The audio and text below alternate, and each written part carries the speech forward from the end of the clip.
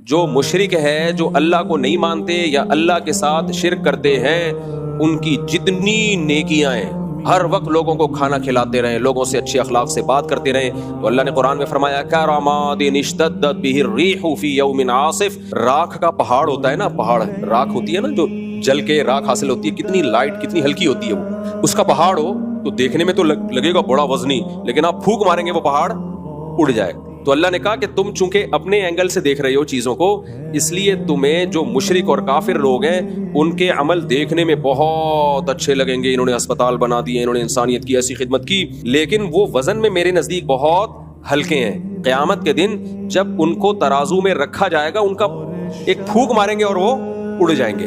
اللہ نے یہ نہیں کہا کہ ان کا وزن ہے ہی نہیں، بلکہ اللہ نے کہا ان کا وزن بہت ہلکا ہے، وہ اس قابل نہیں ہے کہ ان کو بخشوا دے. ہاں، اس قابل ضرور ہے کہ عذاب میں کمی کا ذریعہ بن جائے، اس قابل ضرور ہے کہ عذاب میں کمی کا ذریعہ، بخشوا نہیں سکتا ان کو. اور اللہ کی نظر میں جو سب سے بڑی نیکی ہے وہ کیا ہے؟ توحید، اللہ کے وجود کو ماننا اور اللہ کو ایک سمجھنا.